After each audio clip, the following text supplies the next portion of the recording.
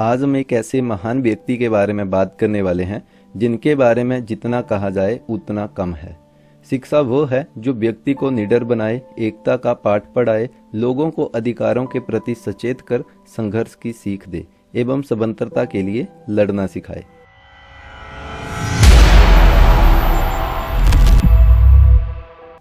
Doctor Bhimrao Ambedkar ji को कौन नहीं जानता है।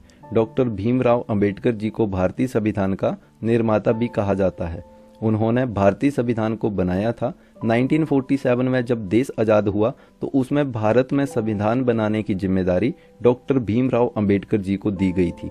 ऐसे में इस महान पुरुष के जीवन के सभी पहलुओं के बारे में जानना हमारे लिए बहुत इम्पोर्टेंट है, जैसे कि डॉक्टर भीमराव अंबेडकर जी का जीवन परिचय, परिवार, शिक्षा, राजनीतिक सफर, उपलब्धियां, महत्वपूर्ण कार्य और उनके द्वारा लिखी गई पुस्तकें।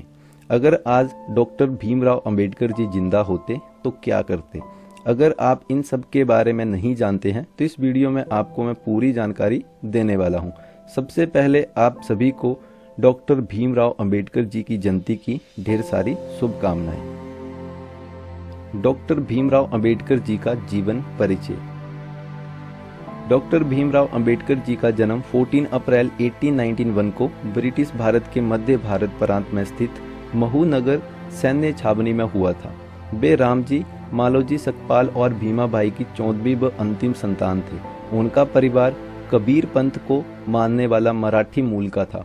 वो वर्तमान महाराष्ट्र के रत्नागिरी जिले में अमंडवे गांव के निवासी थे। वे हिंदू महार जाति से संबंध रखते थे, जो तब अछूत कही जाती थी और इस कारण उन्हें सामाजिक और आर्थिक रूप से गहरा भेदभाव सहन करना पड़ता था। भीमराव अंबेडकर जी के पूर्वज लंबे समय से ब्रिटिश ईस्ट इंडिया कंपनी की सेना में कार्यरत रहे थे और उनके पिता रामजी सकपाल भारतीय सेना की महू छावनी में सेवारत थे तथा यहाँ काम करते हुए वे सूबेदार के पद तक पहुंचे थे। उन्होंने मराठी और अंग्रेजी में औपचारिक शिक्षा प्राप्त की थी। डॉक्टर भीमराव अंबेडकर जी का परिवार। उनके पिता के बारे में बात करें तो रामजी मालोजी सकपाल उनके पिताजी का नाम था। माताजी का नाम भीमाबाई सकपाल था। उनकी 4 बहनें थीं, जिसमें मंजुला, तुलसी, गंगाबाई और रमाबाई, और उनके 2 भाई थे, बलराम और आनंदराम। उनकी पत्नी के बारे में बात करें तो डॉक्टर भीमराव अंबेडकर जी ने 2 शादियां की थी, जिसमें पहली पत्नी का नाम था रमाबाई अंबेडकर और दूसरी पत्नी सबिता अंबेडकर। डॉक्टर भीमराव अंबेडकर और रमाबाई के 5 बच्चे थे, यशवंत, गंगाधर, रमेश, इंदु जो कि बेटी और राजरतन। यशवंत के अलावा अन्य 4 की बचपन में ही मृत्यु हो गई थी। यशवंत अकेले उनके वंशज के रूप में जीवित रहे। उनकी दूसरी पत्नी सबिता अंबेडकर की कोई संतान नहीं थी। डॉक्टर भीमराव अंबेडकर जी की शिक्षा। ऐसे तो आप सभी को पता होगा कि डॉक्टर भीमराव अंबेडकर जी के पास 32 डिग्रीज थी।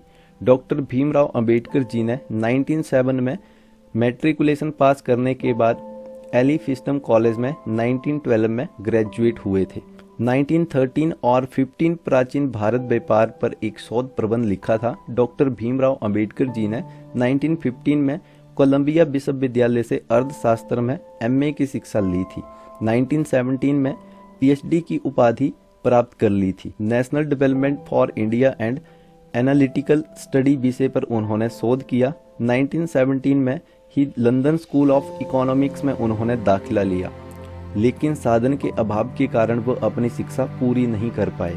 कुछ समय बाद लंदन जाकर लंदन स्कूल ऑफ इकोनॉमिक्स से अधूरी पढ़ाई उन्होंने पूरी की। इसके साथ साथ MSc और बार एट लॉ की डिग्री भी प्राप्त की। अपने युग के सबसे ज़्यादा पढ़े लिखे राजनेता और विचारक थे। डॉक्टर भीमराव अंबेडकर जी कुल 64 विषयों में मास्टर थे, 9 भाषाओं के जानकार थे, विश्व के सभी धर्मों के रूप में पढ़ाई की थी। डॉक्टर भीमराव अंबेडकर जी के द्वारा लिखित पुस्तकें। डॉक्टर भीमराव अंबेडकर जी समाज सुधारक होने के साथ साथ लेखक भी थे।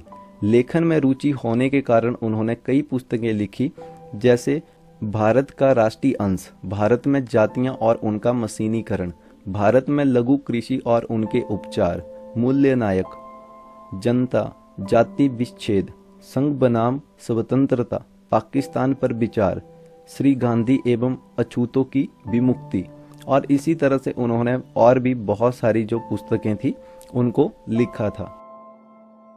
डॉक्टर भीमराव अंबेडकर जी का राजनीतिक सफर। डॉक्टर भीमराव अंबेडकर जी के राजनीतिक सफर के बारे में अगर हम चर्चा करें तो 1935 में उन्होंने अपनी खुद की राजनीतिक पार्टी इंडिपेंडेंट लेबर पार्टी की स्थापना की थी। 1937 के आम चुनाव में उनकी पार्टी को 15 सीटें प्राप्त हुई थी।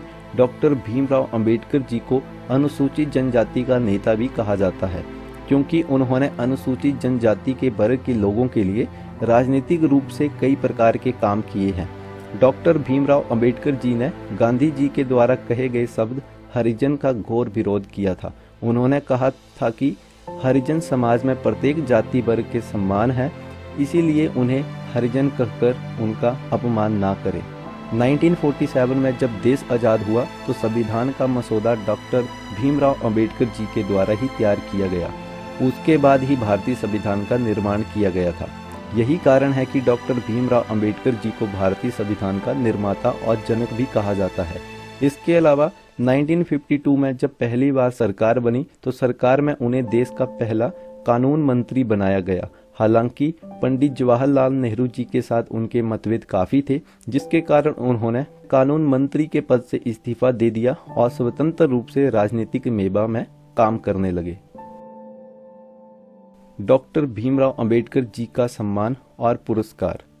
डॉक्टर भीमराव अंबेडकर जी को अपने महान कार्यों के चलते कई पुरस्कार भी मिले थे, जैसे कि डॉक्टर भीमराव अंबेडकर जी की स्मारक दिल्ली स्थित उनके घर 26 अलीपुर रोड में स्थापित की गई है। अंबेडकर जयंती पर सार्वजनिक अवकाश रखा जाता है। 1990 में उन्हें मरणोपरांत भारत के सर्वोच्च नागरिक सम्मान भारत रत्न से सम्मानित किया गया था। कई सार्वजनिक संस्थान का नाम उनके सम्मान में उनके नाम पर रखा गया है, जैसे कि हैदराबाद, आंध्र प्रदेश का डॉक्टर अंबेडकर मुक्त विश्वविद्यालय, BR अंबेडकर बिहार विश्वविद्यालय मुजफ्फरनगर इत्यादि। डॉक्टर बाबा साहेब अंबेडकर अंतर्राष्ट्रीय हवाई अड्डा नागपुर में है, जो पहले सोनेगाम हवाई अड्डे के नाम से जाना जाता था। डॉक्टर भीमराव अंबेडकर जी का एक बड़ा आधिकारिक चित्र भारतीय संसद भवन में भी प्रदर्शित किया गया है।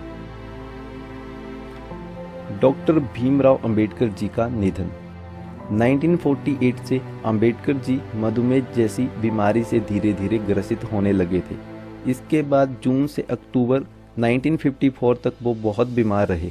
इस दौरान वो कमज़ोर होते चले गए। इसके बाद उन्होंने अपनी अंतिम पांडुलिपि भगवान बुद्ध और उनका धम्म को पूरा किया और फिर से उसे करने के 3 दिन के बाद ही 6 दिसंबर 1956 को अंबेडकर जी की मृत्यु दिल्ली में उनके घर पर हो गई।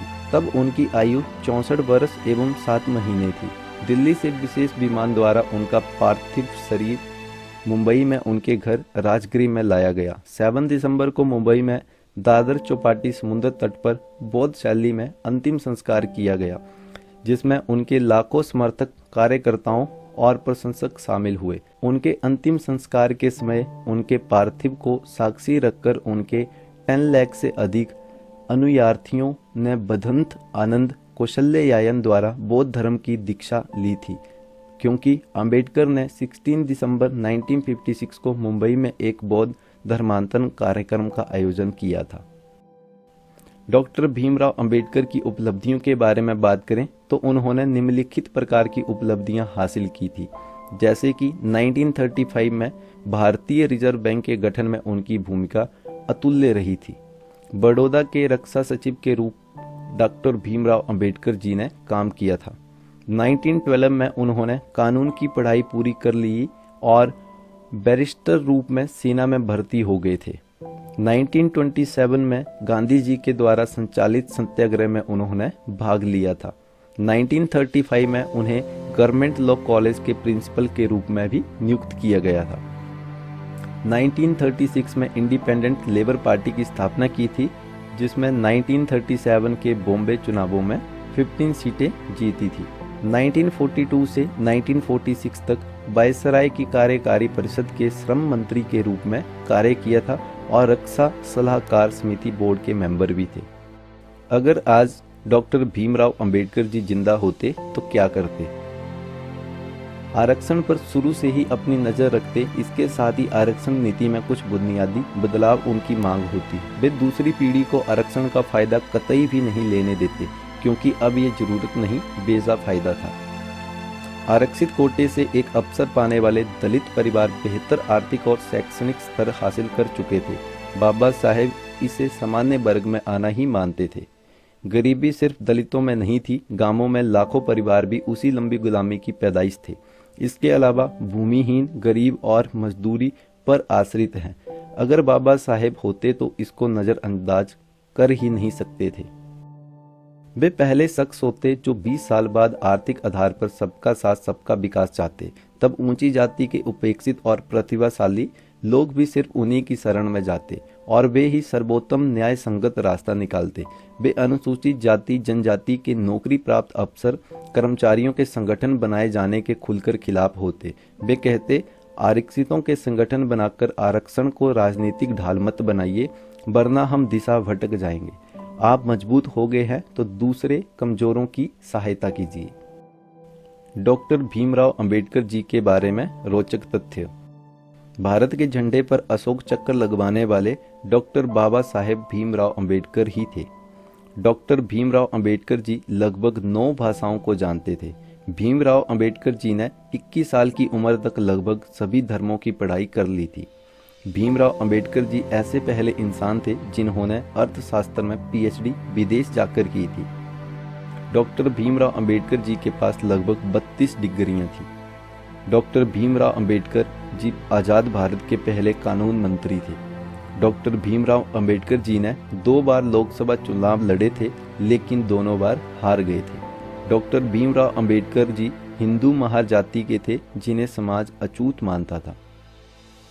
डॉक्टर भीमराव अंबेडकर जी कश्मीर में लगी धारा नंबर 370 के खिलाफ भी थे। तो दोस्तों, ये थी डॉक्टर भीमराव अंबेडकर जी के बारे में महत्वपूर्ण जानकारी। होप सो आपको अच्छी लगी हो। फिर से आपको डॉक्टर भीमराव अंबेडकर जी की जयंती की ढेर सारी शुभकामनाएं। वीडियो अच्छी लगी हो तो वीडियो को जरूर लाइक एंड शेयर करें, और आप किसी और टॉपिक के बारे में वीडियो चाहते हैं तो भी आप वीडियो के कमेंट बॉक्स में जाके कमेंट कर सकते हैं। मिलते हैं नेक्स्ट वीडियो में। Thank you.